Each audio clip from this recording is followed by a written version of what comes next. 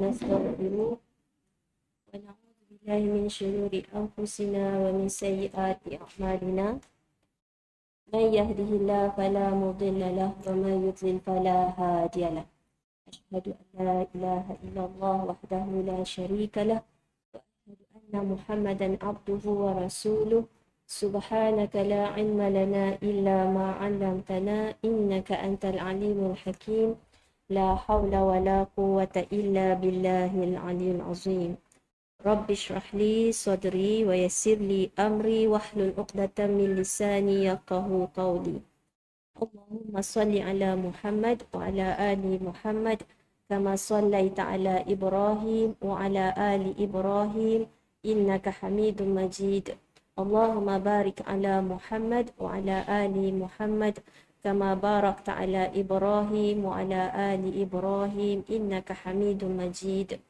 اللهم آت أنفسنا تقواها وزكها أنت خير من زكاها أنت وليها ومولاها اللهم انفعنا بما علمتنا وعلمنا ما ينفعنا اللهم ربي زدنا علما اللهم إنا نسألك علما نافعا ورزقا طيبا وعملا متقبلا ونعوذ بك من علم لا ينفع ومن قلب لا يخشع ومن نفس لا تشبع ومن دعوة لا يستجاب لها اللهم فقهنا في الدين وعلمنا تأويل اللهم يا مقلب القلوب ثبت قلوبنا على دينك اللهم ربي يسر ولا تعسر ربي تمم بالخير أما بعد الحمد لله ثم الحمد لله Assalamualaikum warahmatullahi wabarakatuh. Hari ini hari Isnin bersama dengan 14 Safar 1446 Hijrah bersamaan dengan 19 Ogos. Alhamdulillah, kita sudah pun habis bincang nama Allah. Nama Allah sebelum ni Asmaul Husna, nama Allah yang indah iaitu As-Sayyid. As-Sayyid. Ma makna As-Sayyid? Okay. Nama Allah Asmaul Husna As-Sayyid berdalilkan hadis ialah bermaksud Allah yang maha penguasa, maha pemelihara, okay, yang maha mulia. Dan suka saya nak ingatkan setiap hari kita baca sekurang-kurangnya 8 kali ayatul kursi, ayat yang paling agung di dalam Al-Quran. Di dalam ayatul kursi kita baca apa dia? A'udzubillahi minasyaitonirrajim. Man zalladzi yashfa'u 'indahu illa biizni. Apa maksud syafaat dalam ayat ni? Apa maksud ni? Dalam ayat kursi kita baca setiap kali lepas solat, sebelum tidur, zikir pagi petang.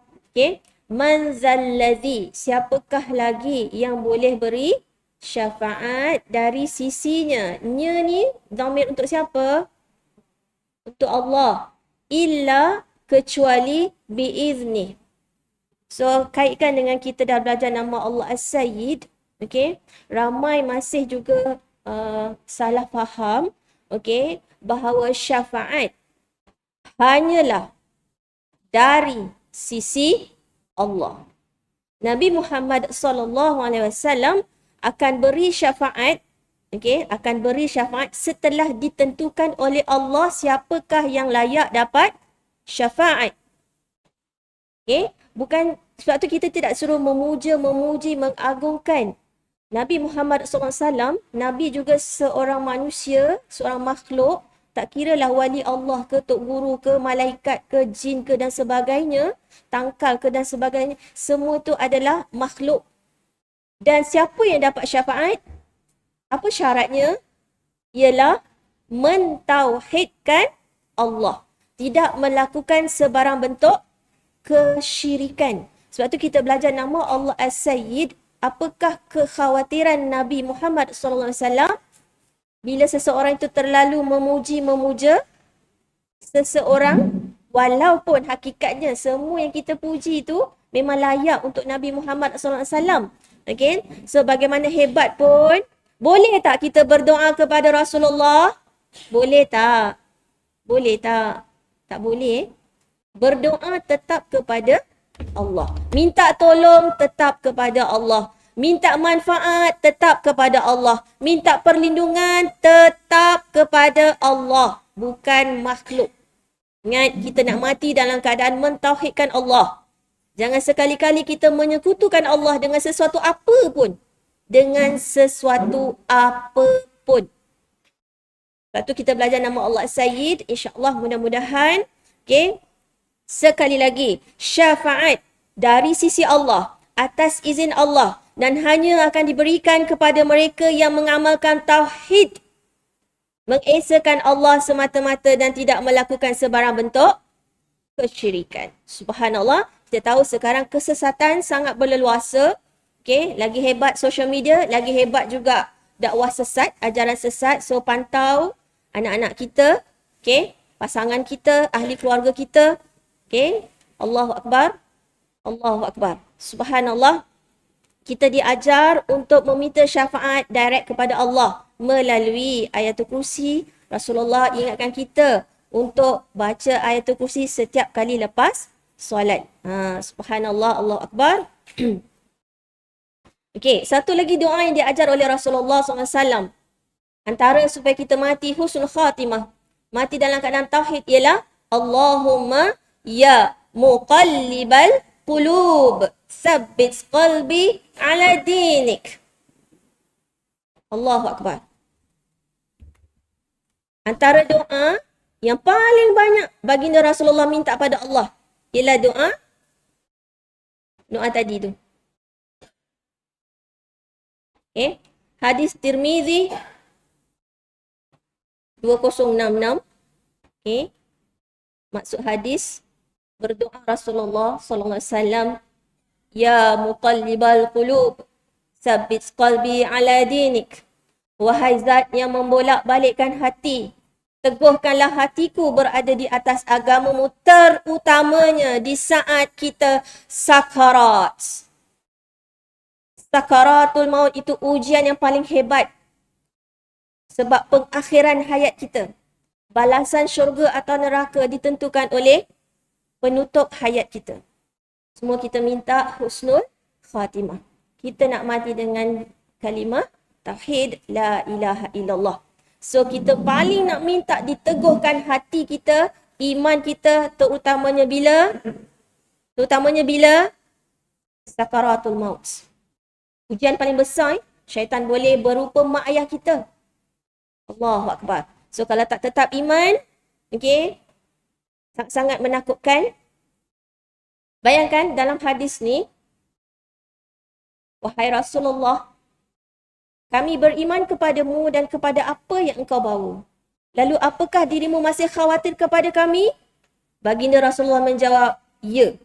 Walaupun kita kata kita dah beriman kepada Allah, beriman kepada kitab, kepada Al-Quran, kita beriman kepada Rasulullah, tapi baginda tetap khawatir. Apa yang baginda khawatirkan? Kenapa? Kerana sesungguhnya hati manusia berada di antara dua jari Allah yang akan membolak-balikkan menurut yang dikendakinya. Rasulullah buat macam ni. Sebab hati kita ni memang boleh bolak-balik. Allahu Akbar. Subhanallah, Allahu Akbar. Jadinya, kalau menurut hadis ini ataupun doa ni,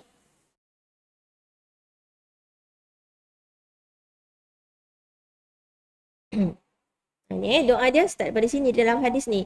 Ya qalibal qulub sabbit qalbi ala dinik. So ada sambungan dia. So Rasulullah khawatir. Okay? Sebab tu Rasulullah yang maksum pun banyak memohon kepada Allah doa ini. Kenapa kita sebagai hamba Allah, seorang pendosa yang tak lepas daripada buat dosa, kita tak amalkan doa ni. Doa banyak-banyak minta dalam sujud sungguh-sungguh. Sebab kita semua ni dah senja gila. Memang dah senja, tambah lagi senja gila. Bukan prasenja kita ni. Okay? Bukan prasenja. Kita dah bau tanah. Doa ni banyak-banyak. So ini antara doa yang paling banyak Rasulullah mohonkan kepada Allah. Okay? Kita tahu Allah SWT, okay, ada sifat jalal, iaitu sifat kekuasaan Allah, membuktikan kekuasaan Allah. Ada juga sifat jamal. Okay? Jamal tu ialah sifat-sifat yang berkait dengan keindahan. Okey, keindahan Allah, kebaikan Allah, kesempurnaan Allah. Jadi, bila kita dah tahu dua sifat ni, sifat jalal, sifat jamal, okey, subhanallah, Allah Akbar. Sebab tu kadang-kadang kita pun tahu hidup kita ni kita dicipta untuk diuji, liyabluwakum ayyukum ahsanu amala. Jadi apa yang kita diuji? Ketika kita diberi nikmat, adakah kita bersyukur? Ketika kita diberi musibah, adakah kita bersabar? Allahu Akbar, subhanallah. Sebab tu orang beriman kena bezakan apa itu musibah, apa itu azab. Azab untuk orang kafir. Kita orang beriman memang akan dikenakan musibah atas kehendak Allah. Bezakan antara bentuk ujian dan bentuk hukuman. Anak kita nak apply university, kena ambil dulu peperiksaan SPM. Betul? Tak ambil SPM, tak dapat lanjutkan pelajaran ke U. So kita ni nak buktikan keimanan kita dan Allah nak kita dihapuskan dosa-dosa kita yang banyak tu. Nak naikkan darjat kita supaya kita layak syurga. Sebab itu kita juga diuji. Ingat, satu nikmat itu juga sebenarnya musibah jika nikmat yang kita rasa yang kita nak sangat tu, yang kita kejar siang malam tu, gila-gila nak tu, mungkin bukan nikmat yang sebenarnya. Bila nikmat itu menjauhkan kita dari Allah, yang kita tak nak, yang kita elak, yang kita sungguh-sungguh tak mau, yang kita katakan musibah, entah-entah itulah nikmat. Sebab selepas musibah itu kita kembali kepada Allah. Istighfar, bertaubat. Faham Bezakan musibah dan azab. Azab yang kita Allah bagi musibah untuk orang beriman ni adalah azab kecil. Itu pun tujuan untuk balikkan kita kepada Allah. Boleh? Kena faham Kena terima. Memang kita layak untuk diuji. Sebab kita ni hamba. Iyyaka na'budu. Sebab tu terus lepas iyyaka na'budu wa iyyaka nasta'in. Minta tolong dengan Allah, bukan minta pada selainnya. Okay, siapa belum daftar seminar Fatihah Ahad ini insya-Allah. Okay, kita akan masuk iyyaka na'budu insya-Allah. Right? Subhanallah. Jadi bila kita dah tahu sifat jamal Allah, kita dah tahu sifat jalal Allah. Contoh sifat jalal Allah, kekuasaan Allah. Tu kadang-kadang Allah datangkan gempa bumi ke, banjir ke. Okay, sebenarnya Allah nak kita apa? Kenapa Allah uji kita dengan sifat jalal dia? Sebab nak kita bersabar. Allah mampu. Allah berkuasa. Okay. So Allah menguji kita. Subhanallah, Allah Akbar. Kadang-kadang rezeki tengah membuat-buat, tiba-tiba Allah tarik. Allah nak kita pandai bersabar. Subhanallah, Allah Akbar. Jadi Allah uji kita. Okay. Subhanallah. Bagi orang beriman. Ingat tak apa Rasulullah? Sabda Rasulullah? Untungnya, ajaibnya orang beriman, semua urusan dia baik. Dia dapat nikmat, maka dia pandai bersyukur, maka baik baginya. Kalau dia dapat musibah pun, masih baik. Sebab apa? Dia pandai bersabar. Okay? Subhanallah. Tu memang aturan hidup kita kan? Okay? Ada malam, ada siang. Jadi ada senang, ada susah. Ada sehat, ada sakit. Subhanallah. Selalunya macam mana kita, keadaan mana yang kita lebih senang ingat Allah? Ketika sihat ke ketika sakit? Lagi mana? Yang mana lagi senang ingat mati? Sihat ke sakit? So Allah bagi sakit tu apa tu? Apa tandanya tu? Aku ni dah lupa mati dah ni. Cinta dunia, tamak dunia. Syukur tak walaupun Allah bagi sakit mata ke, sakit tekak ke, nak telan, Allah. Telan air, bukan telan bubuh. Telan air pun, Allah. Selama ni, gup, minum kan. Tak ingat pun Allah, tak baca pun bismillah. Syukur tak ni? Allah bagi sakit tekak. Ni contoh. Ada ke sakit tekak hari ni? Okay, Allah Akbar. Bayangkan betapa besarnya rahmat Allah untuk kita. Subhanallah, Allah Akbar. Kalau cahaya jamal Allah, contohnya sifat jamal Allah, sifat indah Allah, Allah nak kita berpandai bersyukur. Baiknya Allah, nikmatnya. Subhanallah, Allah Akbar. Jadinya, hari ni kita akan masuk kepada nama Allah. Kita akan masuk bab baru, iaitu Bab 77.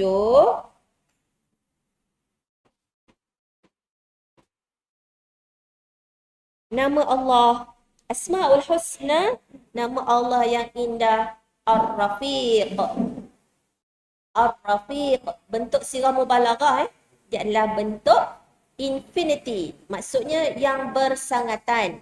Contohnya macam Ar-Rahim. Kan? Bersangatan. Ar-Raqib. Ini Ar-Rafiq. Kita pernah Ar-Rafi'. Jadi ini bentuk sirah mubalaghah dalam bahasa Arab. Maksudnya bersangatan. Iaitu Allah yang maha lembut. Subhanallah, Allahu Akbar. Juga nama ini tiada dalam Al-Quran tetapi ada dalam hadis Rasulullah, hadis sahih, hadis baginda Nabi Muhammad sallallahu alaihi wasallam. Okey, buka kitab kita. Buka surat 655. 655.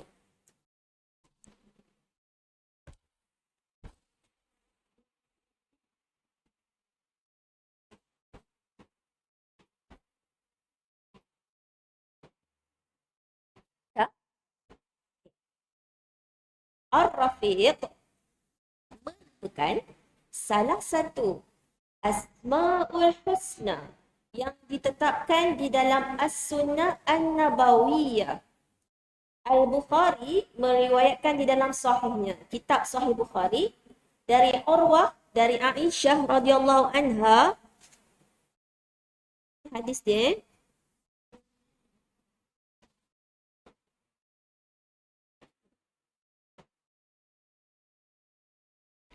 Siapa ada buku boleh buka surat 655. Tak ada buku betul dekat skrin. Inilah hadisnya.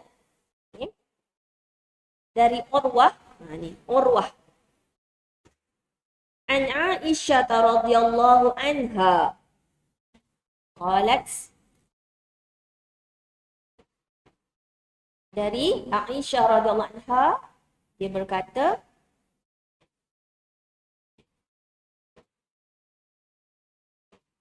Ista'dhana rahtun minal Yahud ala Nabi sallallahu alaihi wasallam. Faqad samu alaik. Okay, kalau dalam kitab kita tu tak ada dia punya mantan, dia punya matan kan, dia punya jawi. Kalau ni kita akan nampak. Apa orang Yahudi ni cakap? Apa orang Yahudi ni cakap ketika bertemu dengan Rasulullah? Dia kata, Assalamu alaik. Ni. Ada beza tak dengan kita orang Islam? Assalamu alaik. Kan? Assalamualaikum. Dia Assalamualaik. Ni beza dia. Orang Yahudi, dia kata dekat Nabi, Assalamualaik. Ni. Apa makna dia tu? Semoga kematian mendatangimu. Kalau assalam, selamatan, sejahtera. Orang Yahudi, dia sebut assam. Assam tu maksudnya apa? Semoga kematian mendatangi. Okay? Maka aku, iaitu Aisyah radhiyallahu anha, membalas ucapan mereka. Siapa yang balas? Fakultu. Macam ni kita tahu Aisyah. Sebab bahasa Arab ni, ni tu ni lambang perempuan. Kalau lelaki dia tak letak tu. So ni, dhamir untuk Aisyah. Fakultu bal alaikumus samu wala'nah. Aisyah dia balas apa? Alaikumus samu wala'nah. Dia bukan balas satu je asam. Dia sekalikan dengan laknat. Okay. Siapa yang cakap tu? Aisyah. Tapi, tidak tetapi, bal. Dimulakan dengan bal. Bal ni maknanya tidak. Tidak tetapi semoga kematian dan laknat mendatangi kalian. Nabi kemudian mengatakan, wahai Aisyah, sesungguhnya Allah itu maha lembut. Sebaliknya Rasulullah, menegur Aisyah, ya Aisyah, ya Aisyah, innallah, sesungguhnya Allah Rafiq. Di sinilah datangnya dalil untuk nama Allah Asmaul Husna Ar-Rafiq. Sebab baginda menyebut dalam hadis ini hadis sahih, innallaha rafiqur rifqa fil amri kulli. Maksud dia tu, sesungguhnya Allah itu maha lembut lagi mencintai, ni, yuhibbu, mencintai kelembutan dalam segala hal. Fil amri kulli. So gariskan ni. Gariskan dekat buku kita tu. Dalil. Innallaha rafiqun yuhibbur rifqa fil amri kulli. Sesungguhnya Allah itu maha lembut. Dekat buku kita tu tak nampak. Maha lembut tu tulislah kat atas dia. Rafiq. Ar-rafiq. Kalau kita tengok maha lembut, kita tak nampak apa dia punya bahasa Arab kan. Jadi, innallaha rafiq. Dan Allah juga mencintai kelembutan dalam segala hal. Aku pun bertanya, siapa aku tu? Qultu. Tu ni balik semula kepada Aisyah. Aku pun bertanya, tidakkah engkau mendengar ucapan mereka tadi? Ucapan siapa? Ucapan Yahudi tadi. Baginda berkata, bukankah tadi aku telah menjawab semoga kalian juga demikian? Okay. Qultu wa alaikum. Jadi Nabi jawab ucapan Yahudi tu dengan kalimah wa alaikum. Dan sama ke atas kamu. Okay. Allah Akbar. Nabi sebut tak laknah tadi? Laknah. Nabi tak sebut. Yang sebut tadi oleh? Okay. Nabi balas dengan wa'alaikum. Imam Muslim juga meriwayatkan dalam kitab sahihnya dari Amrah bin saya tunjuk hadis dia. Yang ni hadis kedua. Tadi Sahih Bukhari, sekarang Sahih Muslim. Tadi Sahih Bukhari, ni Sahih Muslim. Juga dari Aisyah. Zaujin Nabi sallallahu alaihi wasallam. Anna Rasulullah sallallahu alaihi wasallam qala ya Aisyah. Innallaha rafiq. Sekali lagi, ini juga menjadi dalil. Innallaha rafiq yuhibbur rifqa wa yu'ti 'ala rifqi ma la yu'ti 'ala al-'unfi wa ma la yu'ti 'ala ma siwa. Apa maksud dia tu? Wahai Aisyah, sesungguhnya Allah itu maha lembut. Kat situ ada rafiq. Hadis kedua yang ada jawi tu Sahih Muslim. Tadi yang kat atas tu Sahih Bukhari. Sama. Rasulullah kata innallaha rafiq yuhibbur rifqa, mencintai kelembutan, kesantunan. Dia memberikan pada kelembutan apa yang tidak diberikan pada kekerasan. Juga apa yang tidak diberikan pada selainnya. So daripada hadis ni kita tahulah apakah lawan kepada rifq, ar-rifqu. Okey? Ni Allah, nama Allah Ar-Rafiq. Sifat dia tu kita panggil Ar-Rifqa. Yang ni Allah suka, Allah cinta. Tapi Allah tak suka Al-Unfi. Ni lawan kepada Ar-Rifqi.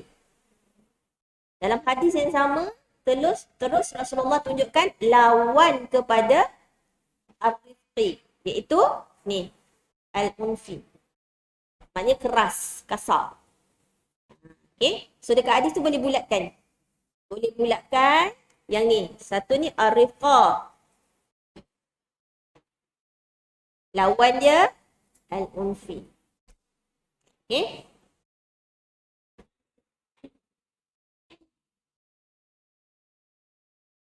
Jadi Ar-Rifqa tu ialah kelembutan, Al-Unfi tu ialah kekerasan.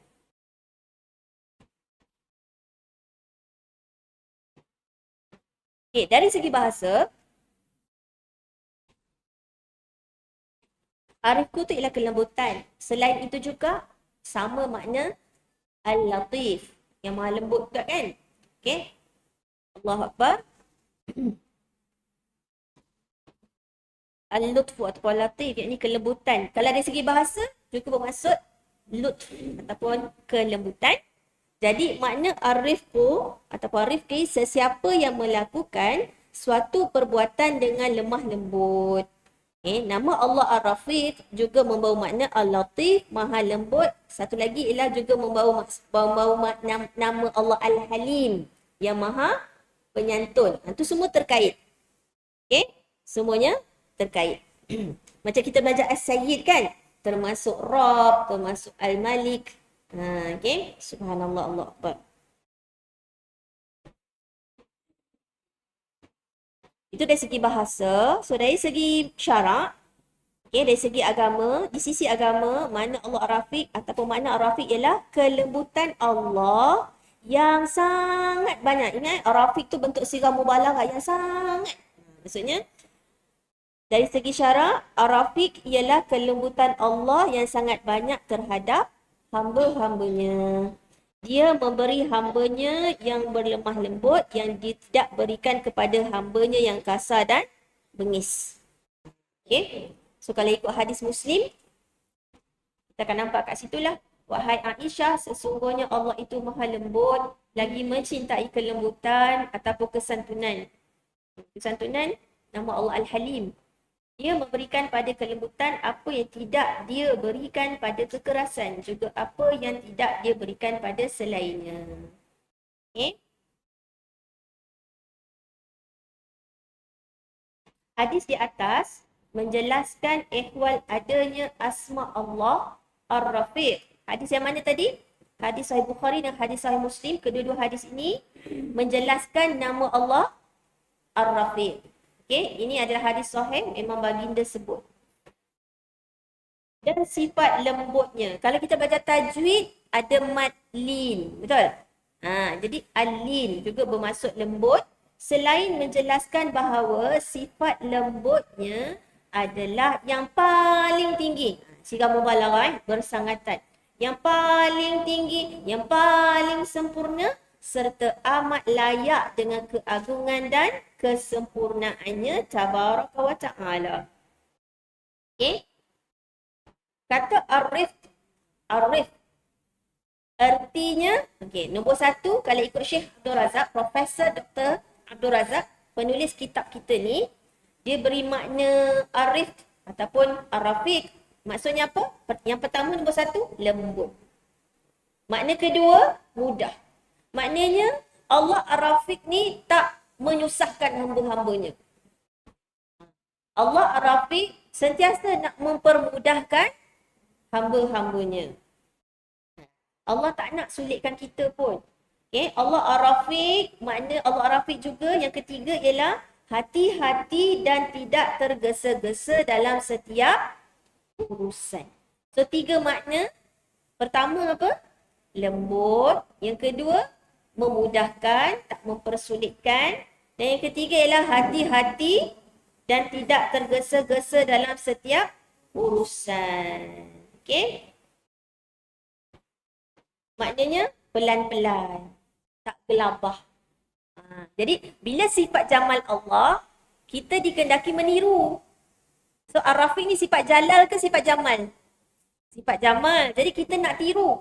Allah cinta kepada kelembutan, maka kita pun kena cintakan kelembutan, kita nak tiru. So Allah tak nak kita tergesa-gesa.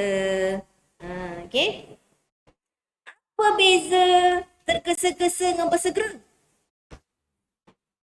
Kalau kebaikan, fastabiqul khairat wasari'u ila maghfirah. Cepat, wasari'u, cepat minta ampun. Fastabiqul khairat, bersegera buat baik. Tapi yang ni kata, jangan tergesa-gesa. Yang mana satu ni? Yang mana satu? Kalau tergesa-gesa, dia akan refer kepada sesuatu yang belum waktunya. Ni solat. Saya tak nak tergesa-gesa. Boleh tak macam tu? Dah tiba cukup haul, cukup nisab keluar zakat. Alah, lek-lek tak payah tergesa-gesa. So, kalau memang dah sampai waktunya, dah masuk waktu, itu namanya hendaklah kita bersegera. Kalau dah masuk waktu tapi ni itu bukan tergesa-gesa nama dia. Kita memang nak solat dekat awal, di awal waktu, kena faham tergesa-gesa dengan bersegera. Bersegera bila dah sampai waktu. Yang dikatakan tak tergesa-gesa tu belum masa. Boleh tak? Dia nak buat sesuatu yang belum masa. Macam orang petik buah yang belum masak. Rupanya lah pahit. Dah siapa suruh makan rambutan yang belum masak lagi, contoh. Faham So Allah itu yang apa 3 maksud dekat dalam ni? Kata Syekh Abdul Razak, lembut, memudahkan, tak nak mempersulitkan. Yang ketiga, berhati-hati, iaitu tidak tergesa-gesa. Allah tak tergesa dalam menghukum. Itu Al-Halim kan? Allah delay. Kita umat Nabi Muhammad, Allah tak datangkan azab jam-jam tu. Mencuri tiba-tiba tangan hilang sebelah. Boleh? Tiba-tiba cakap bohong, tiba-tiba lidah kita putus. Jam-jam tu juga. Allah tidak tergesa-gesa dalam setiap urusan. Dalam setiap urusannya. Kita ni majoriti mak-mak kan. Kita kalau dengan anak, kadang-kadang kan, kita nak sangat dia berubah. Nak berubah tu instant lah tu. Cepat kan. Mak sabar betul tengok kau ni lah. Contoh kan. Sedangkan Allah pun tak hukum kita dengan tergesa-gesa. Kenapa Allah tak bagi kita tergesa-gesa? Sebab syaitan, dia memang sangat suka manusia berputus asa. Bila kita terlalu tergesa-gesa, kita tak ikut proses, maka kita akan jadi berputus. Dah buat dah. Dah amal dah. Dah baca dah. Doa apalah kau tak baca. Apalah kau tak buat. Apalah kau tak beli. Khusus apalah kau tak masukkan anak kau tu. Kita mak-mak selalu tergesa-gesa. Kenapa tak boleh putus asa? Sebab putus asa tu sifat syaitan. Kat mana tu putus asa syaitan tu? Kat mana? Kat mana kita boleh nampak putus asa syaitan? Ketika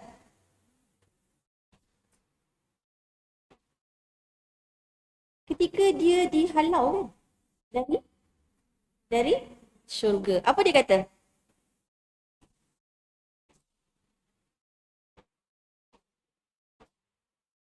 Dulu masa kita belajar isti'azah. Contoh surah Al-Hijr. Surah ke-15 ayat 39. Ini sedikit peringatan untuk kita. Surah ke-15 ayat 39.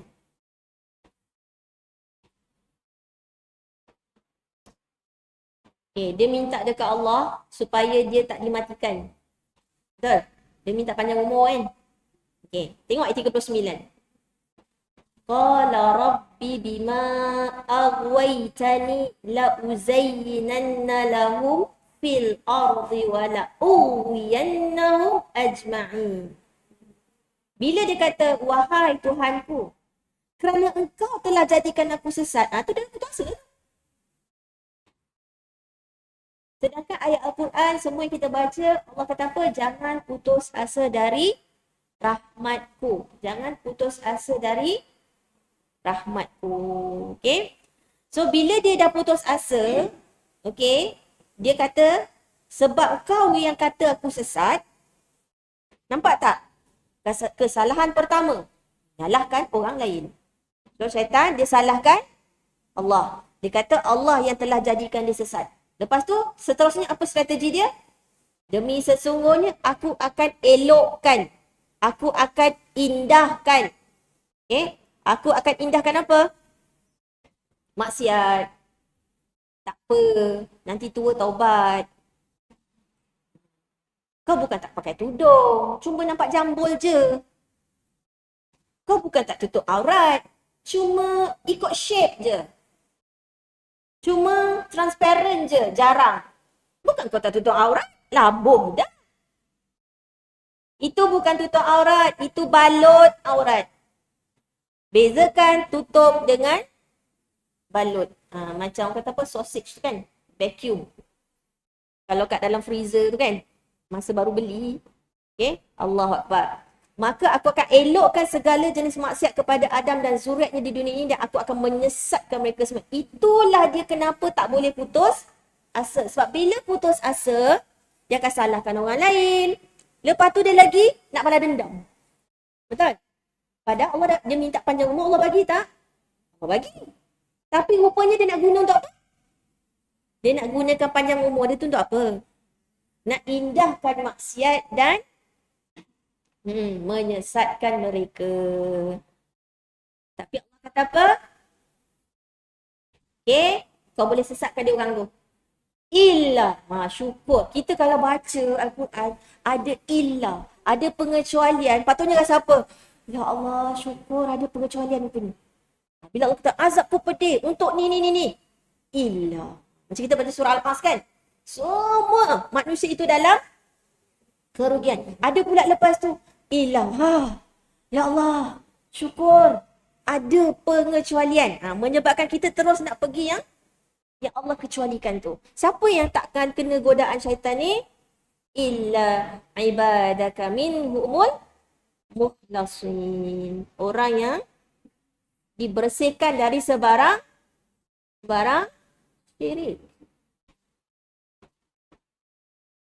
Subhanallah. Syaitan akan buat manusia, anak cucu Adam untuk buat syirik. Dia akan buat ni. Dia akan bisik sungguh-sungguh. Allahu Akbar. Sebab itulah dalam Fatihah kita, apakah permintaan kita? Ihdinas siratal mustaqim. Qala hadha. Siapa yang tidak berbuat syirik? Mereka lah hadha siratun alayya mustaqim. Kita nak mati di atas jalan tauhid, jalan yang lurus, iaitu langsung tidak melakukan kesyirikan. Boleh? Sedangkan Allah pun tak tergesa-gesa hukum kita. So, kita jangan tergesa-gesa hukum orang. Baru dengar cerita, tak tahu sahih ke tak sahih lagi. Especially menuduh zina. Jangan buat main. Jika kita tak ada 4 orang saksi, boleh tak kita tuduh dia berzina? Boleh tak? Okay. Surah An-Nur. Surah ke-24. Ayat 4. Cuba tengok. Walladzina yarmunal muhsanati thumma lam ya'tu bi'arba'ah. Apa maksud arba'ah? 4. Syuhada. Saksi. Fajliduhum thamanina jaldah. Thamanin. Belajar sekali bahasa Arab. Apa dia tu? Samania, 8 kan? Samanin. Tu lepas bahasa Arab. Dia tukar je. Tis'in, sittin, sab'in. Terus jadi 10. Sebab tu yang penting kita hafal 1 sampai 10 je bahasa Arab ni. Lepas tu dia dah ulang benda yang sama. 80 sebatan. Jangan main ni. Wala taqbalu lahum syahadatan abada wa ulaika humul fasiqun. Bahaya tak tuduh orang berzina, terutama dia perempuan yang baik, dan orang-orang yang melemparkan tuduhan zina kepada perempuan yang terpelihara kehormatannya.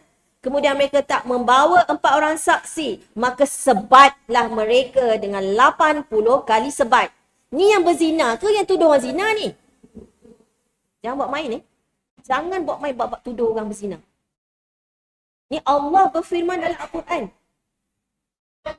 Dan janganlah kamu menerima persen. Dan semua yang dikatakan oleh orang yang menuduh tanpa bukti itu tak boleh diterima kata-kata dia. Kalau nak minta dia jadi saksi, tak boleh. Sebab mereka adalah orang yang fasik. Auzubillah. Jangan buat main ni. Bahaya tuduh sembarangan tanpa bukti. Terutamanya kesalahan berat macam ni. Kenapa Islam benar-benar melarang benda ni? Sampai tuduh pun berat hukumannya. Kenapa? Kita tak boleh suka-suka hati nak tuduh orang bab macam ni. Bahaya. Maknanya memang ni untuk maslahat. Nampak tak kat sini kelembutan Allah sebenarnya? Kehalusan hukuman Allah. Maknanya supaya jangan buat. Nak buat, nak cakap, nak tuduh, fikir banyak kali. Jangan tergesa menuduh orang. Bahaya. Sanggup kena sebat 80 kali? Sanggup?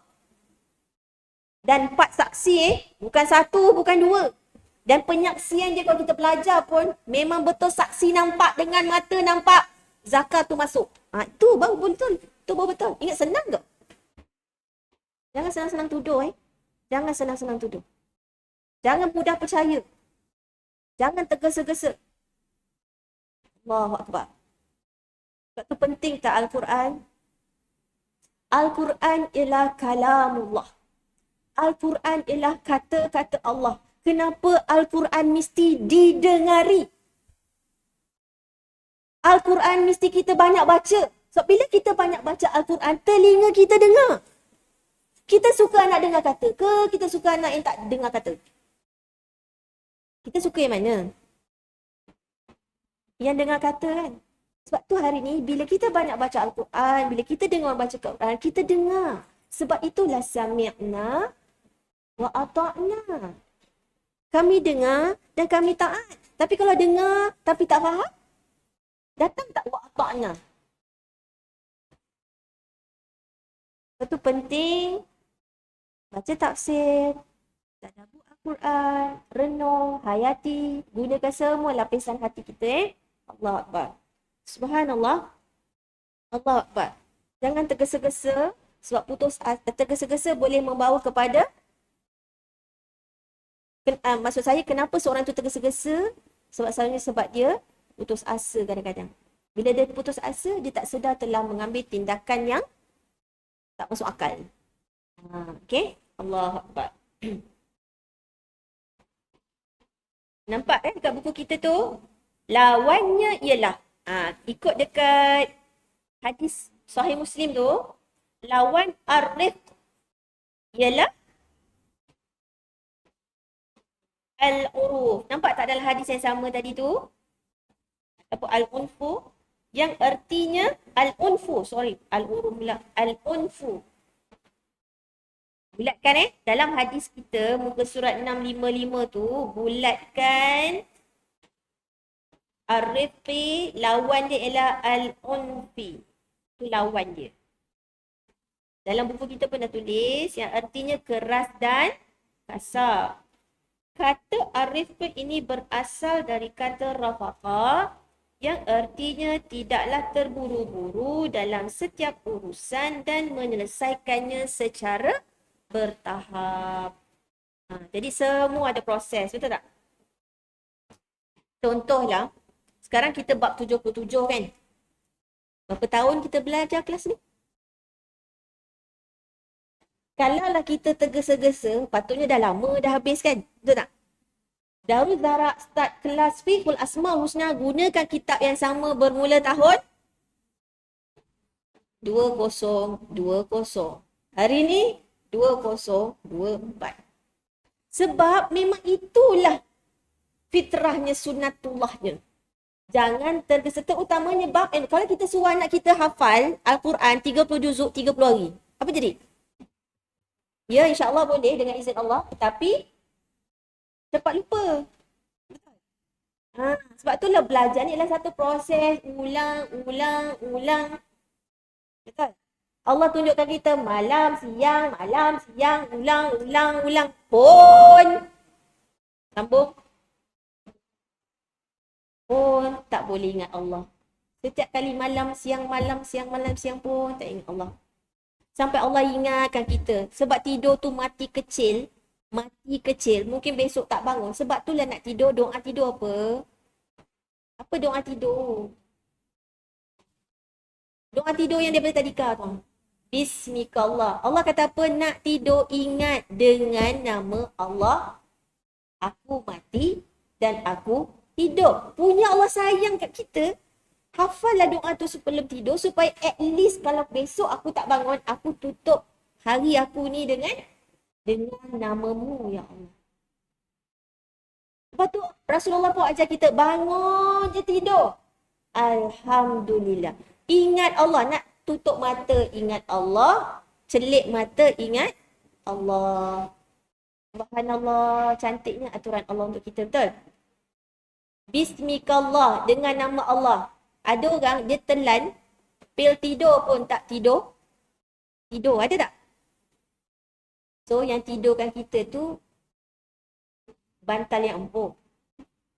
Bilik ada aircon. Tilam 14 inci. Ha? Apa yang tidurkan kita, siapa yang tidurkan kita nyenyak tu?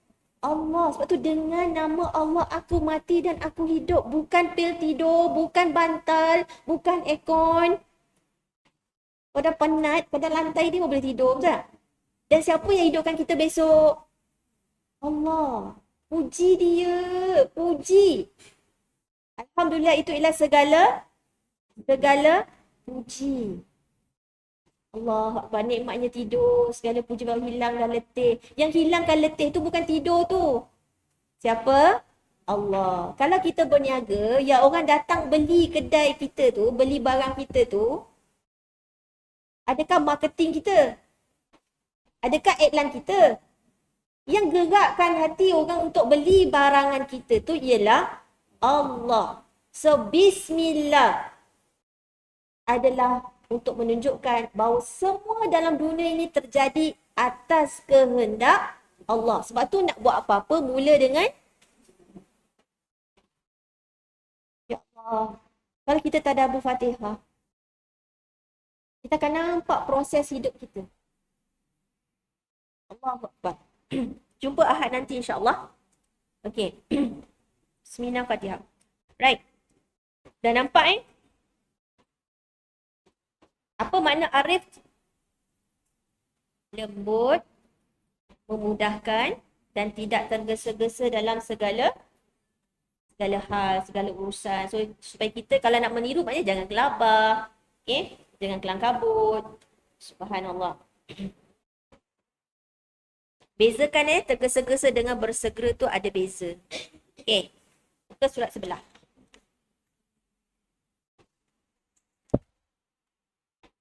Ke surat 656.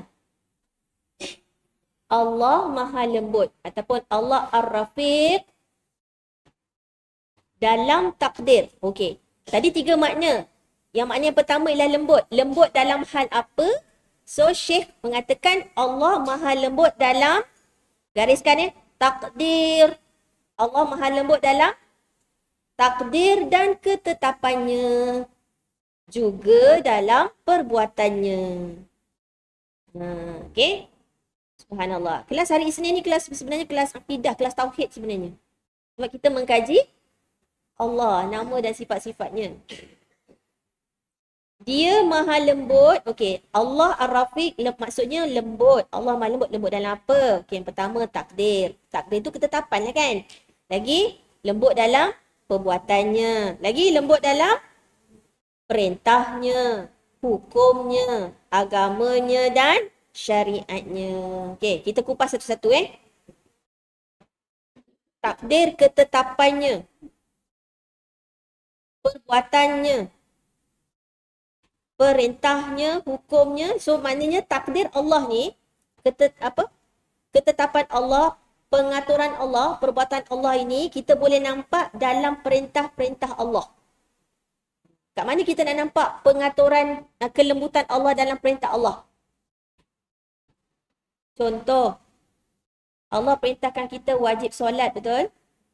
Solat fardu 5 waktu, betul? Sebelum solat ada kena ambil wuduk. Kan? Okey. Kat mana lembutnya Allah dalam perintah solat tu? Contoh, kalau kita terkait dengan solat, kita tengok waktu solat. Kita bangun je tidur. So Allah nak ajar kita supaya ingat dekat dia. So ada solat subuh contoh. Ni kalau kita cakap solat wajib solat subuh, solat fajar. Kalau kita faham Rasulullah bersabda 2 rakaat sebelum solat fardu subuh. Apa fadilatnya? mendapat dunia dan seluruh isi. Itu baru solat sunat. Tapi kalau solat wajib, lebih daripada tu lah. Lebih daripada dunia dan isinya. Subhanallah. Okay. Kemudian kita dah mula bekerja. Yelah siang kan. Bekerja. Dengar kena buat itu, kena buat ini, kena perintah tu, perintah ni. Oleh majikan kita dan sebagainya. Kita dah mula macam letih. So Allah panggil kita dengan solat Zuhur. Kita dah mula macam ngantuk. Bateri dah tinggal separuh. So ambil wuduk. Kita pun solat Zuhur. Okay. Makin matahari masuk waktu asar, kita dah semakin letih. Allah ingatkan kita, jangan kejar dunia sangat. Cukup-cukuplah. Kejar kecukupan untuk keluarga kau saja. Dah balik. Dan Allah perintahkan juga solat asar. Kita pun dah letih dengan dunia dah sebenarnya masa tu kan. Solat asar. So time kita balik, mandi, jumpa family. Lepas tu masuk solat maghrib. Betul? Okay. Bila masuk solat maghrib, kemudian sampailah kepada isya, kita dah mandi, kita semua dah maghrib. Lepas tu kita baca Quran dan sebagainya. Okay, kita belajar ke. Kemudian solat isyak. Antara tu, kita boleh dengan family. Betul? Allah Akbar. Kemudian, tidur, rehat. So kalau tengok cara Allah susun pun, Allah susun waktu solat tu sebenarnya memang untuk kebaikan kita. Supaya tak lupakan Allah. Okay? Supaya tak lupakan fardu kita, kewajipan kita. Subhanallah, Allah Akbar. Allah turunkan Al-Quran kepada Rasulullah selama penurunan Al-Quran selama Al-Quran turun dalam 3 hari ke? Selama berapa tahun? Kenapa Allah tak turun daripada dekat Gua Hira tu sekaligus turun? Kenapa turun selama 23 tahun? Kenapa? 13 tahun dekat Mekah, 10 tahun dekat Madinah kan? 23 tahun tempoh dakwah Nabi. Nabi dapat wahyu yang pertama umur 40. Nabi wafat umur 63. Jadi berapa usia dakwah Nabi? 23. Itulah Quran, tempoh Quran diturunkan. Al-Quran pun Allah tak turunkan tergesa-gesa sebab kita kena belajar.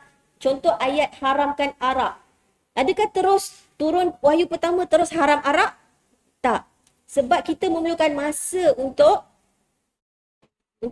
beriman, untuk beramal. Masya Allah, tabarakallah. So dalam takdir, dalam perintah, okay, kenapa Allah larang arak? Kenapa Allah larang zina?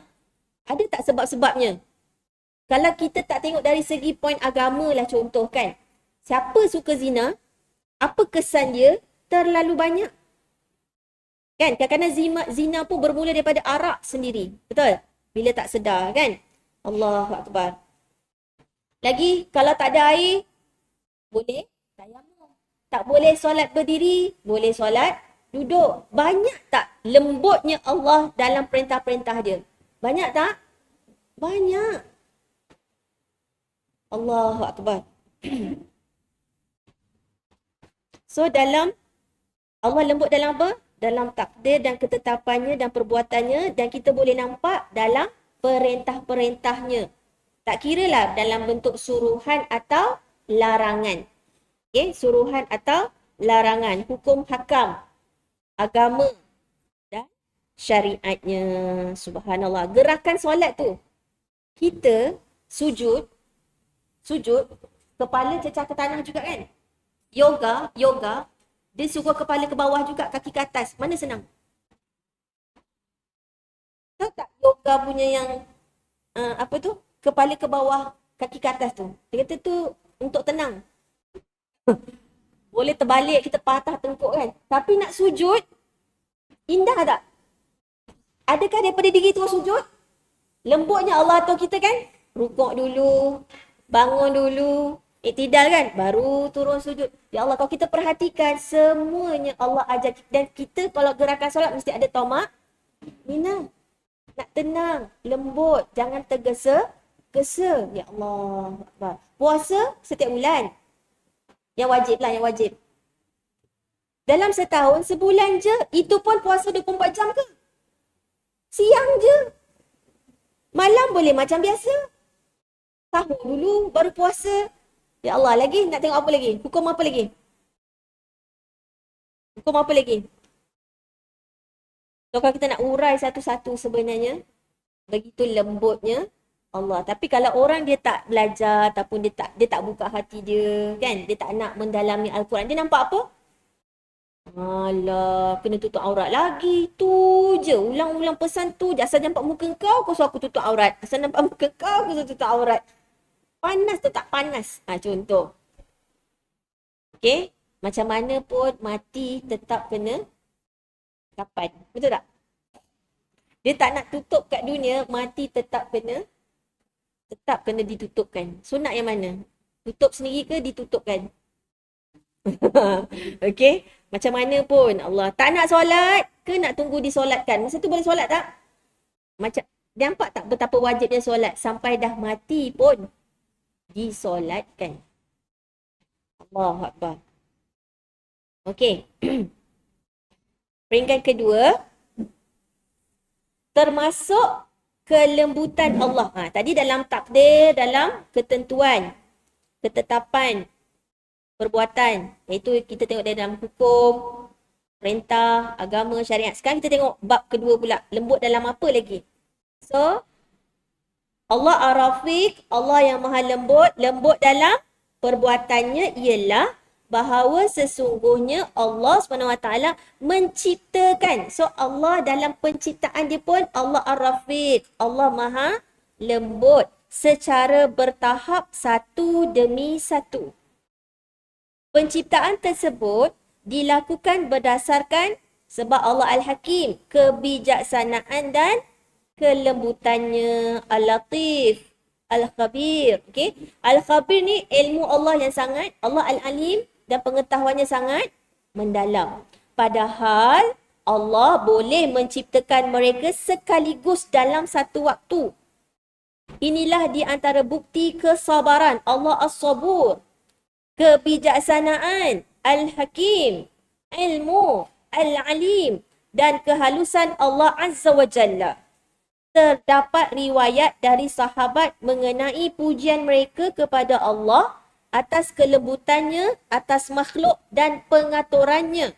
So Allah lembut dalam perbuatan tu, dalam penciptaan makhluk. Patut Allah aturkan makhluk tu pun dengan lembut. Okay? Yang tak ada henti. Tak ada henti Allah mengatur kita terhadap mereka dan dia menciptakan makhluk dalam satu tahap saja. Okay. Subhanallah. Okay. Kita renung diri kita. Cuba bayangkan, kita check je pregnancy positif, perut kita terus besar 9 bulan. Cuba bayangkanlah ni. Ada tak Allah buatkan kita mengandung, tahu je positif, terus perut kita merening macam belon tu, besar 9 bulan. Ada tak? Allah buat anak kita lahir baby, terus tumbuh gigi tak? Tak. Setahun lebih, kadang-kadang baru tumbuh gigi kan? Nak dekat. Kalau tak, putus. Kan? Lahir kita keluar ada gigi. Menyusu mau tengok mak dia, betul tak? Allah Akbar. Kenapa?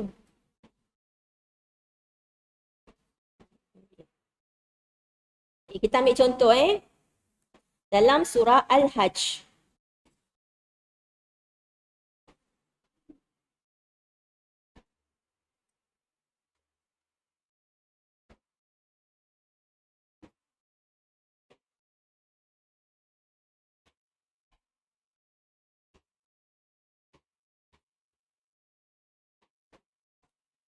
Dalam surah Al-Hajj ayat 5.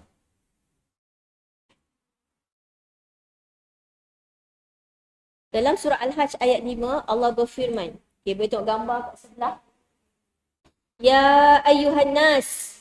Allah panggil siapa tu? Maknanya termasuk kafir sekali. Sebab tu Al-Quran ni kalau didengarkan oleh orang kafir pun, kalau dia faham, dia akan make sense. Betul tak? Sebab Al-Quran ni untuk semua manusia. Untuk semua manusia. Ya ayyuhan nas. In kuntum fi raibim minal ba'as. Apa maksud dia tu? Wahai sekalian manusia, kalaulah kamu ragu tentang hari kebangkitan, kita sekarang hidup, tak lagi kita mati. Lepas tu nanti berlaku kiamat. Lepas tu kita akan dibangkitkan semula. Kalau kamu ragu, kamu akan dibangkitkan semula. Allah kata apa? Fa inna, maka sesungguhnya khalaqnakum. So Allah ceritakan kat kita. Kalau kau tak percaya juga pada hari kebangkitan, cuba tengok penciptaan kamu. Kita ni daripada apa? Min turab. Tanah. Penciptaan yang pertama, Nabi Adam. Dari tanah. Turab. Ini pun dibuktikan oleh sains, kan? Okay. Summa, air mani lelaki bertemu air mani perempuan, terbentuk nutfah. Ni, daripada tanah, lepas tu sperma, bertemu ovum, okay. Berlaku persenyawaan, kita panggil ni stage 2 ialah nutfah. Turab, nutfah. 40 hari. Kemudian, daripada nutfah, summa, kemudian, bila summa maknanya ada masa. Kalau Allah guna fa, maknanya dia immediately. Alaqah. Kemudian jadi segumpal darah. 40 hari lepas tu jadi alaqah. Jadi segumpal darah. Summa mim mudghah. Kemudian jadi daging 40 hari lagi. So total 120 hari. Berapa bulan? 4 bulan. So ditiupkan roh. Dan ditulislah rezeki dan ajal. So rezeki dan ajal serentak dah ditulis. So there's no such thing, okay, tak cukup rezeki. Allah dah tetapkan dah. Bila Allah tetapkan rezeki sekali dengan ajal, maknanya kita tak akan mati selagi rezeki kita tak habis, kita makan. Okay? Allahu Akbar. Kemudian Allah sempurnakan kejadian kita. Okay? Allah menjelaskannya bagi kalian. Okay, kalau kita tengok makna dia, wahai umat manusia, sekiranya kamu menaruh syak, ragu-ragu tentang kebangkitan makhluk hidup semula pada hari kiamat, maka perhatilah kepada tingkatan kejadian manusia, kerana sebenarnya kami telah menciptakan kamu dari tanah, kemudian dari setitik air benih, dari kemudian dari sebuku darah beku, kemudian seketul daging disempurnakan kejadian dan tidak disempurnakan. So ada juga yang mati dalam kandungan. Kami jadikan secara demikian kerana kami hendak menerangkan kepada kamu kekuasaan kami. Dan kami pula menetapkan dalam kandungan rahim ibu yang mengandung itu apa yang kami rancangkan hingga ke suatu masa yang ditentukan lahirnya. Kemudian kami mengeluarkan kamu berupa kanak-kanak. Kemudian dewasa. Dalam pada itu ada antara kamu yang dimatikan semasa kecil atau semasa dewasa. Dan ada pula dilanjutkan umurnya ke peringkat tua nyanyuk, sehingga dia tidak mengetahui lagi akan sesuatu yang telah diketahuinya dahulu. Dan ingatlah satu bukti lagi, engkau melihat bumi itu kering. Kemudian apabila kami menurunkan hujan menimpanya, bergeraklah tanahnya dengan tumbuh-tumbuhan yang merecup tumbuh, dan gembur membusuklah dia, serta dia mula menumbuhkan berjenis-jenis tanaman yang indah permai. So Allah nak buktikan akan adanya hari kebangkitan. Allah suruh tengok diri kita, penciptaan kita. Okay, begitu complicatednya, dari tiada kepada ada. Adakah sukar bagi Allah untuk selepas kita mati, untuk just hidupkan semula? Susah ke senang bagi Allah? Sangat senang bagi Allah. Kalau sesusah ini pun, daripada air tiba-tiba jadi keras macam kita ni, boleh melompat, boleh. So just nak ulang je balik, sangat-sangat mudah bagi Allah. Dan Allah kata kau tengok bumi, tanah kering, turun hujan, boleh tumbuh biji benih, tumbuh jadi pokok. Maknanya apa? Siapa yang menumbuhkan tu? Adakah petani yang letakkan biji benih tu? Siapa yang keluarkan pucuk, daun dan sebagainya? Siapa yang menghasilkan buah? Allah nak beritahu dia, itu kekuasaan dia. Itu kekuasaan dia. Zalika bi annallaha huwal haqq. Allah al-haq. Puji dia. Ya, ya Allah, engkau maha benar. Tu baca doa iftitah tu. Wa annahu yuhyil mauta wa annahu ala kulli syai'in qadir. Allahu Akbar. Allah cipta kita step by step ni sampai 9 bulan kita lahir ni. Allah ciptakan kita dalam masa 9 bulan. Bukan serta-merta. Tetapi dalam kitab kita ni Syekh dah katakan, Allah mampu tak nak buat kita dalam satu masa sekelip mata terus jadi? Boleh tak? Allah mampu tak? Allah mampu. Mesti ada sebab kenapa Allah jadikan bertahap. Tu satu contoh. Lagi kita boleh contoh yang ini surah Al-Mu'minun. Pun ia juga surah Ghafir. Surah Ghafir. Okey, buka contoh Surah 40 ayat 67.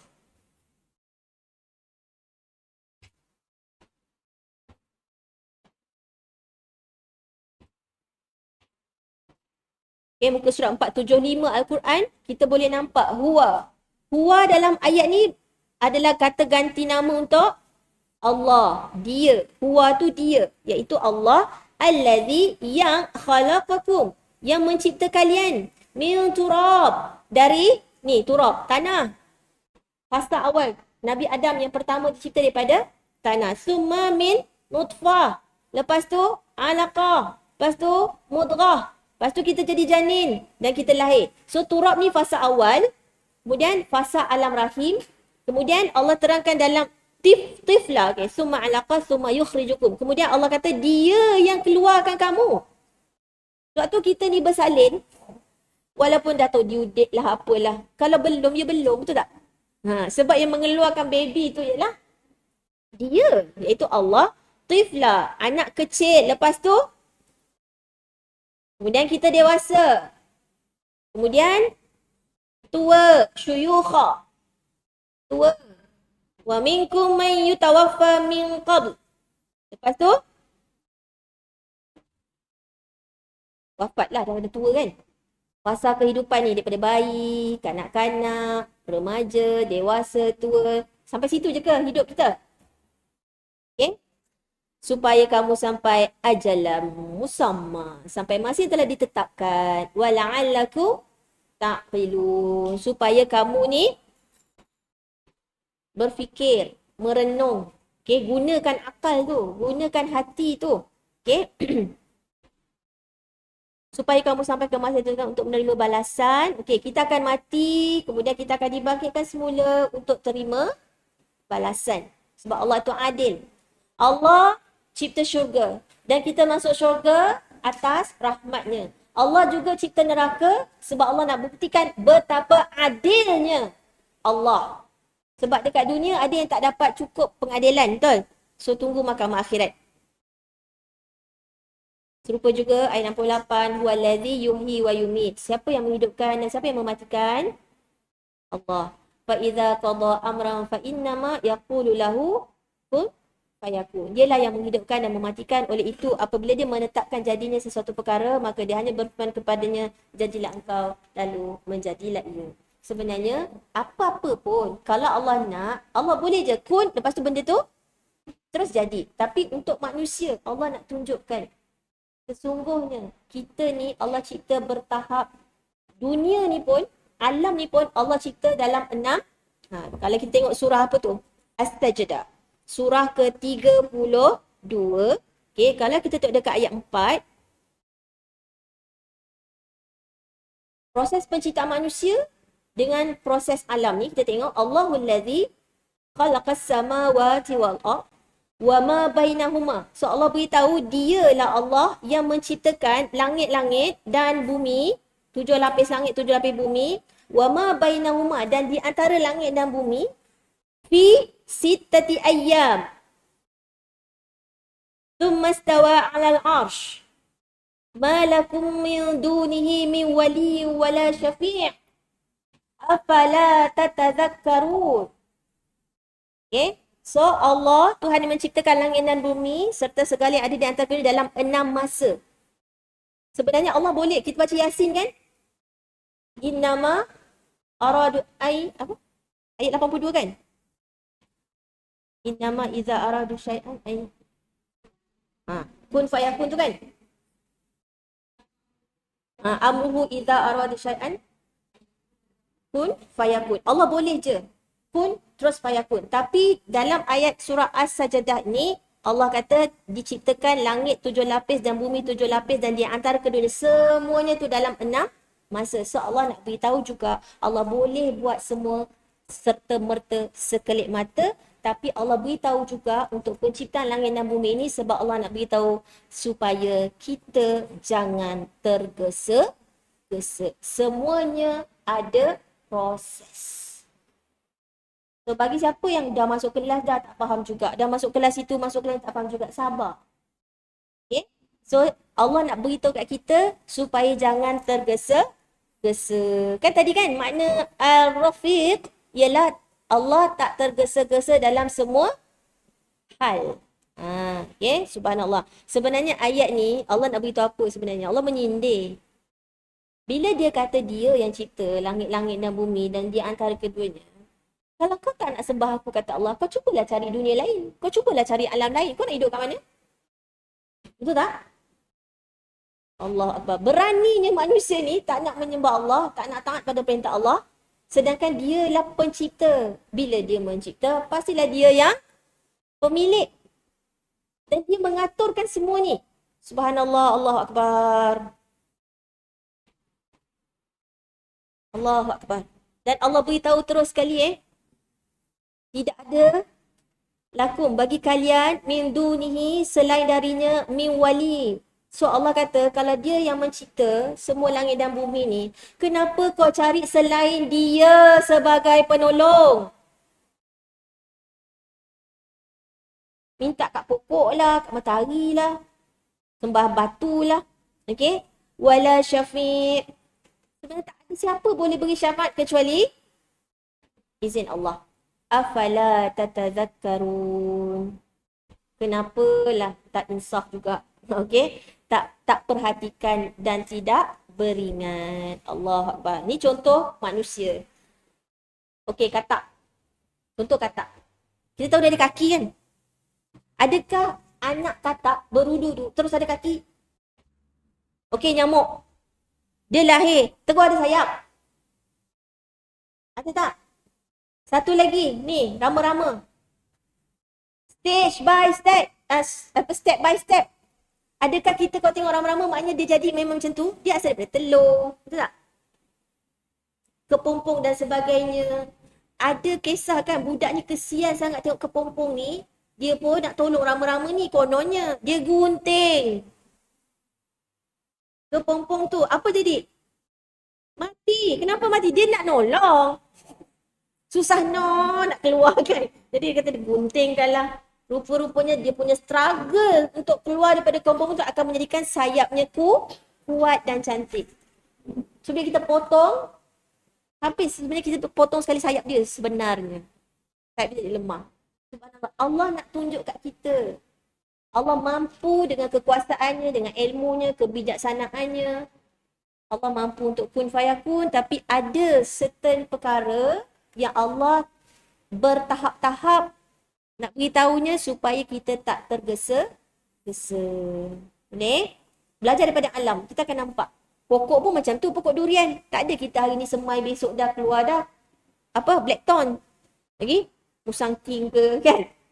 Allahu Akbar. Subhanallah. Jadi Allah nak kita meniru sifat Allah Ar-Rafiq. Lembut. Jangan kasar. Terutamanya dalam uslub dakwah. Bila kita berdakwah, jangan kasar. Kalau kita tengok surah Ali Imran. Ali Imran ayat 159. Allah beritahu kat kita. Fabima rahmah. Okay. Maka dengan rahmat daripada Allah. Rahmatin minallah. Lintalahum. Lembut kan? Kamu lembut terhadap mereka. Walau kunta fazzan ghalizal qalbi lam faddu min hawlik. Okay? Maka dengan sebab rahmat yang melimpah-limpah daripada Allah kepadamu, wahai Muhammad, dan kita umat Nabi Muhammad, engkau telah bersikap lemah lembut kepada mereka. Kalaulah engkau bersikap kasar lagi keras hati, tentulah mereka lari dari kelilingmu. So kita pun jangan berkasar. Okay? Berdakwah secara lemah lembut. Okay? Allahu Akbar. Subhanallah.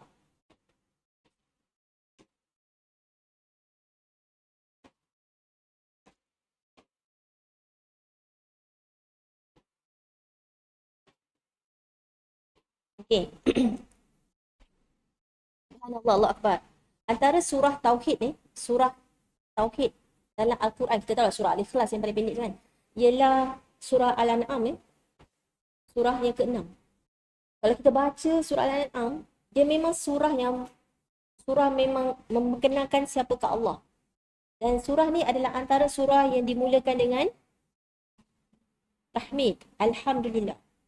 Okay?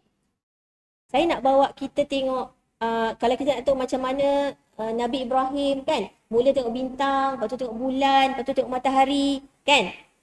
Dia tak naklah beriman dia macam kaum dia ni menyembah matahari. Sebab matahari nanti lepas tu hilang. Okay, itu pun surah Al-An'am. Okay, contoh ayat 10 tak daripada ni. Okay, Quran. Okay, kalau tu daripada ayat 94. Okay, buka Al-Quran, muka surat 139. Bawah sekali tu. Kita cuba mula daripada situ Ni saya nak tunjukkan lah. Ayat 94. Ayat Taukid. Walaqad. Dan demi sesungguhnya, Allah berfirman saya baca makna terus kamu tetap datang kepada kami pada hari kiamat dengan bersendirian. Tentu kalau the best time untuk tadabbur, baca Arab, baca terjemahan, lepas tu kita renung ayat tu, buatlah waktu malam. Waktu kita seorang. Okay? Waktu seorang dah tidur, bangun tahajud tu, tadabbur. That is the best time. Sebab bila kita baca, telinga kita sangat dengar. Okay? Kamu akan datang sendirian, kata Allah. Sebagaimana kami jadikan kamu pada mulanya. Dan kamu tinggalkan di belakang kamu apa yang telah kami kurniakan kepada kamu. So apa yang kita ada kat dunia ni, semua daripada Allah. Dan kami tidak melihat berserta kamu penolong-penolong yang kamu anggap dan sifatkan bahawa mereka ialah sekutu-sekutu Allah dalam kalangan kamu. So kalau sepanjang dekat dunia, kita over sangat, kata rezeki tu daripada suami, daripada anak, daripada bos. Maknanya kita telah menyekutukan dalam bab rezeki, kita telah menyekutukan Allah. Sampai sanggup tak pakai tudung sebab nanti hilang kerja. Hilang kerja nanti nak makan apa? Nanti nak beli susu anak macam mana? Nak bayar sewa rumah macam mana? Tu contohlah tu. Menyekutukan Allah dalam bab rezeki, contoh. Demi sesungguhnya, telah putuslah perhubungan antara kamu dengan mereka. So kalau dekat dunia kita mengagung-agungkan makhluk, bos, suami, anak, diri sendiri dan sebagainya. Dan hilang lenyaplah daripada kamu apa yang dulu kamu anggap dan sifatkan memberi faedah dan manfaat. Ayat 95. Innallaha. Apa maksud Allah? Ilah, Tuhan yang maha disembah. Sesungguhnya Allah jualah yang membelah. Kita baca surah Al-Falaq kan? Qul a'udzu birabbil falaq. Ini faliq. Yang membelah. Allah beritahu kita, dia yang tumbuhkan habbi. Ini kalau bentuk padi, gandum, biji-bijian wan nawa, buah-buahan macam kurma, pelam. Dia punya biji benih satu kan. Kalau padi dia satu tangkai dia banyak kan.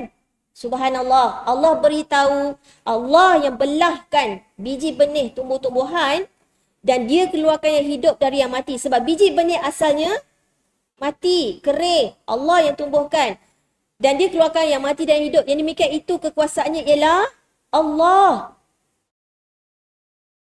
Zalikumullah. Itulah Tuhan yang patut kau sembah. Fa'anna tu'fakun. Maka bagaimanakah kamu dipalingkan dari menyembahnya oleh benda-benda yang kamu jadikan sekutu? Tengok ayat 96. Allah beritahu lagi dia siapa? Dialah yang belahkan cahaya subuh. Faliqul isbah. Kita baca qul a'udzu birabbil falaq. Yang membelah cahaya, yang menyingsingkan fajar, yang menjadikan malam untuk tinggal berehat dan menjadikan matahari dan bulan untuk kita kira waktu. Sehari ialah 12 jam siang, 12 jam malam. Ataupun sehari ialah 24 jam, kan? Lepas tu kita boleh kira bulan, minggu, bulan, tahun. Yang demikian itu adalah kuasa penentuan Allah yang maha kuasa lagi maha mengetahui. Berkuasa tak Allah? Berkuasa. Layak tak dia untuk disembah satu-satunya? Sangat layak. Kemudian Allah tunjuk ayat 97. Dan dialah yang menjadikan bintang bagi kamu. So tadi Allah kata matahari, bulan untuk kita tahu hari.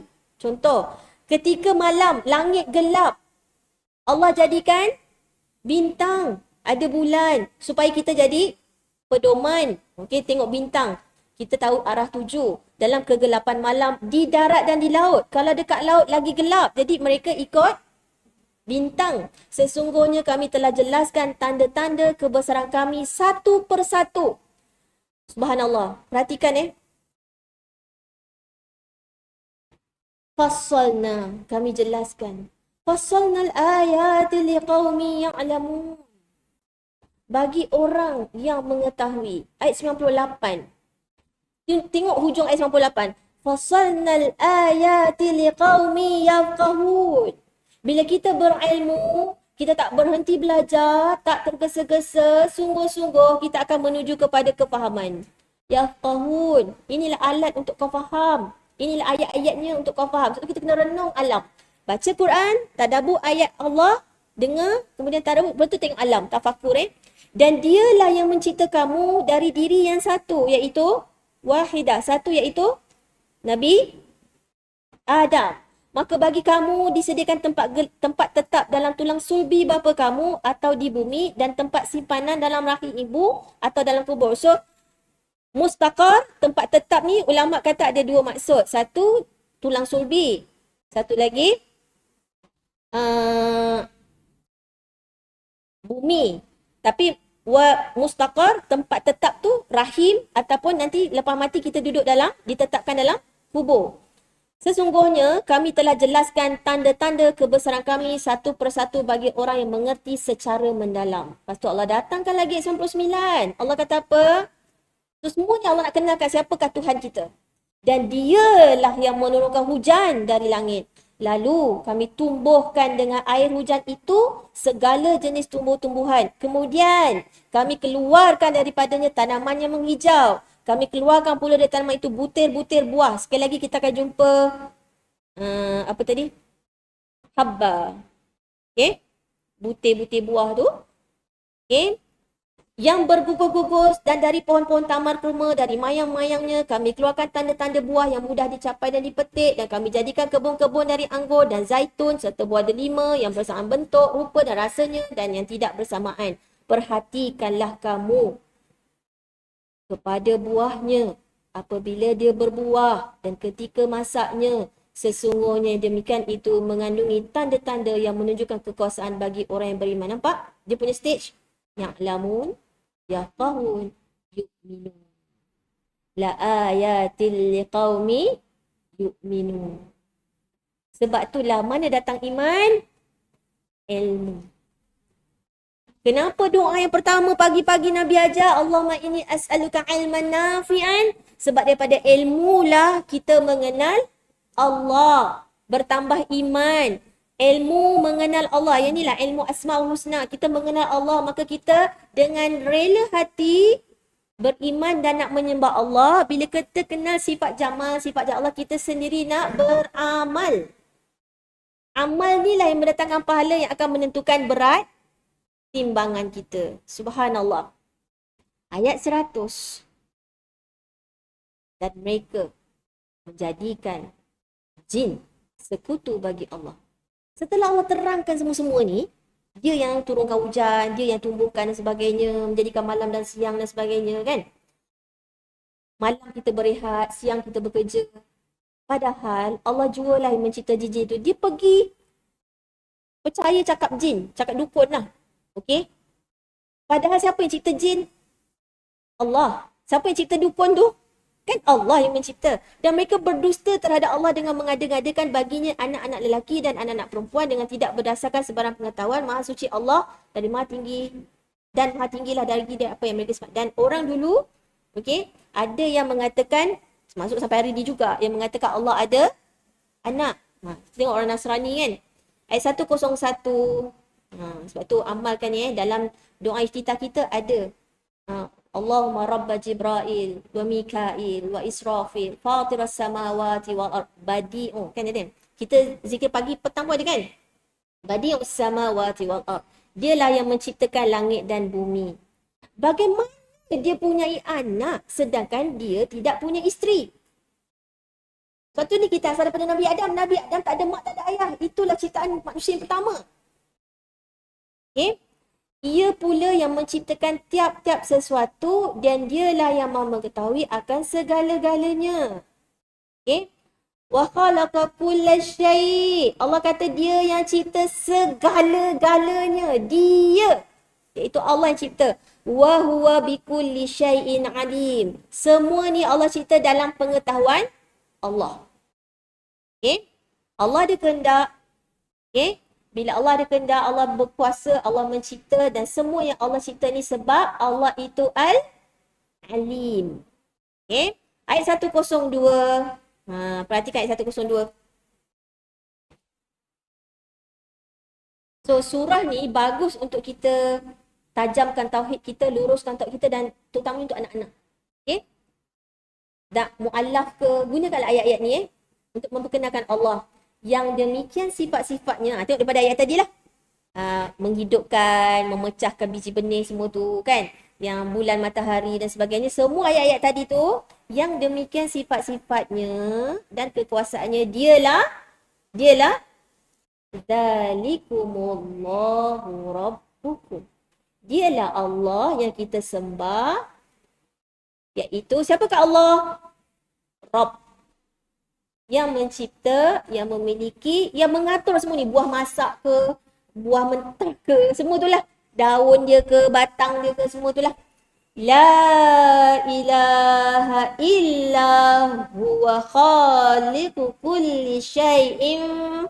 Bila kita dah tahu semua ni, setelah Allah terangkan semua tu kan, dialah Tuhan yang berhak disembah satu-satunya, tiada selain dia yang mencipta segala sesuatu. Maka ada fa kat sini dia bukan summa dah. Fa'budu, maka sembahlah dia, hambakanlah dirimu kepada dia. Wa huwa ala kulli syai'in wakil. Dan maka beribadatlah kamu kepadanya dan ingatlah dialah yang mentadbirkan segala-galanya. Sebab tu kita nak bertawakal hanya kepada Allah. Nak serah semua kepada Allah, bukan makhluk. Ayat 103. Subhanallah. Sebab anak-anak kita akan tanya kan, kenapa tak nampak Tuhan? La tudrikuhul absar wa huwa yudrikul absar wa huwal latiful khabir. Ingat tadi kita masa maknakan nama Allah Ar-Rafiq juga bermaksud Al-Latif. Allah yang maha halus perancangannya, yang maha teliti perancangannya. Tak macam kita plan kadang-kadang tak plan pun kan. Banyak benda kita buat tak plan pun. Tapi Allah Al-Latif, kalau kita tengok dalam surah Yusuf pun kita akan jumpa juga bagaimana Allah susun sejarah hidup Nabi Yusuf. Kemudian Allah Al-Khabir yang pengetahuannya sangat-sangat mendalam. Kita tak boleh nak sangka kadang-kadang. Apa yang kita sangka tu kan kita dah lah. Contoh kita buruk sangka dengan Allah. Kenapa ya Allah aku kena pindah sini? Tapi kita nampak hikmah tu mungkin selepas 5 tahun. Betul tak? Selepas 5 tahun kita, padahal aku kena pindah sini. Padahal aku, kita tak ada ilmu tu. Tetapi Allah Al-Latif, perancangannya begitu halus sampai kita tak nampak mana duduk hikmah, mana kebaikan, mana lemah lembutnya Allah pada hidup aku ni. Tak nampak, begitu halusnya perancangan Allah.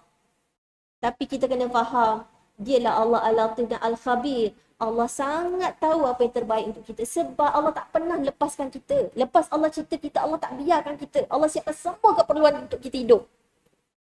Daripada hari tu surah Asy-Syams kan, kita cerita pasal mata lah, pasal telinga lah, pasal hari tu kelahiran Selasa kita cerita pasal sendi lah. Kita tak nampak ke betapa halus dan telitinya Allah cipta kita. Allah cipta alam ni untuk kita. Tapi kenapa pilih selain Allah? Kenapa kita berharap pada selain Allah? Kita puji-puja makhluk. Okay? Subhanallah. Jadi, wa huwal latiful khabir. Allah nak tunjukkan betapa dia Ar-Rafiq. Begitu halusnya, begitu lembutnya, begitu telitinya setiap takdirnya, ketentuannya, perintahnya, hukumnya, syariatnya. Allahu Akbar. Subhanallah. Kalau kita tengok zaman sekarang ni kan, hari-hari cerita pasal bunuh yang Dulu-dulu asasnya kalau dengar cerita tu macam luar negara. Tapi sekarang ni sekitar-sekitar kita je. Allah Akbar. So, kena terus haramkan terus arak tu. Terus haramkan je. Betul? Ni bila kata didapati bersalah kalau minum arak, kalau memandu. Itu je kena hukum. Itu je kena saman. Waktu lain tak apa. Sepertinya kan? Sebenarnya memang tak boleh arak tu. So, ayat 103 ni, ia tidak dapat dilihat dan diliputi oleh penglihatan mata.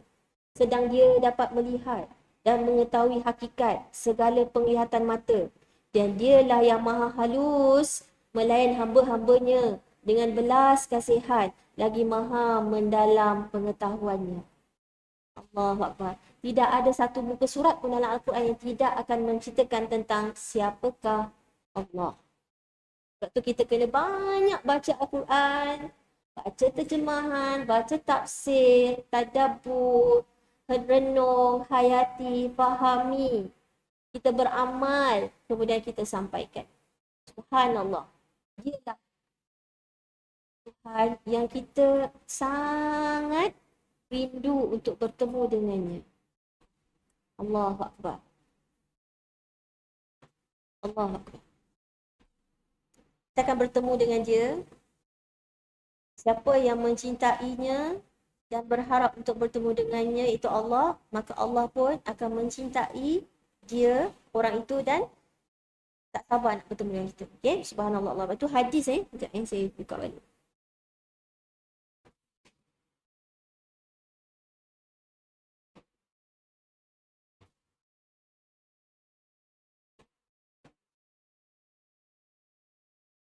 Kalau kita tak suka jumpa Allah, Allah pun tak suka jumpa kita. Dari Abu Musa, dari Nabi SAW, baginda bersabda, barang siapa yang mencintai berjumpa Allah, Allah mencintai berjumpa dengannya. Sebaliknya, barang siapa yang membenci berjumpa dengan Allah, maka Allah pun membenci berjumpa dengannya.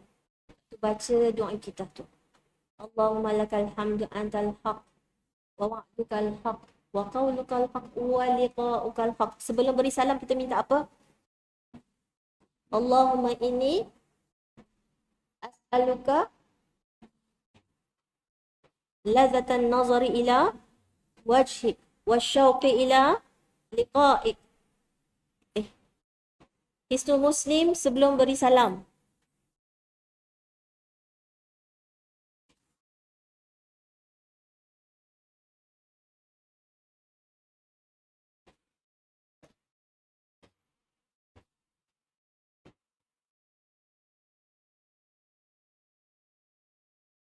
Okay. Apa nampak ni? Dimulakan dengan ilmu Allah. Allahumma, kita puji Allah dengan ilmu ghaibmu, dengan kekuasaanmu, kudratmu. Okay. Hidupkan aku selagi hidup ni baik untuk aku, dan matikan aku apabila mati adalah baik untuk aku. Aku mohon khasyah, takut kepadamu, takut kerana kagum, kerana mengenalmu. Khasyah ni takut Allah sebab kenal Allah, sebab mengenal Allah, kagum dengan Allah. Fil ghaibi wa syahada, walaupun ketika seorang diri. Wa as'aluka kalimatul haq fi ridha wal ghadab, wa as'aluka ni. Okey?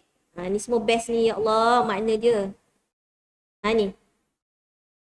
Wa as'aluka lazzatan nazari ila wajhik. Maknanya kita nak Allah beri kita lazat untuk melihat, lazat melihat wajah Allah dekat syurga nanti. Wasyauqi ila liqa'ik, rindu untuk pertemuan denganmu. Fi ghairi dharra'a mudirrah wala fitnatin mudillah. Dan kita minta Allah hiaskan kita dengan perhiasan iman. Dan masukkanlah kami dan jadikanlah kami orang yang hudatam muhtadin. Jadikanlah kita ni petunjuk lah. Subhanallah, hebatnya doa ni. Petunjuk kepada orang yang mendapat petunjuk. Kita pemimpin dia. Subhanallah. So, jangan tinggalkan doa ni sebelum beri salam. Subhanallah. Mudah-mudahan dengan izin Allah, limpah rahmat kasih sayang Allah, ilmu yang kita belajar menjadi bermanfaat, iaitu ilmu yang mampu, Allah mampukan kita untuk beramal. Amalkan. Subhanallah, tak ada doa yang lebih yang indah sebenarnya apa doa yang diajarkan oleh baginda Rasulullah sallallahu alaihi wasallam. Subhanallah, saya rasa kita tangguhkan dulu. InsyaAllah kita akan sambung peringgan yang Ibnu Abid Dunya, Imam Al-Hasan Al-Basri. Kita akan sambung minggu depan insyaAllah.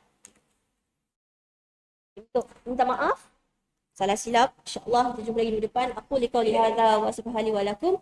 Wabillahi taufiq wal hidayah. Assalamualaikum warahmatullahi wabarakatuh. Subhanakallahumma wa bihamdika.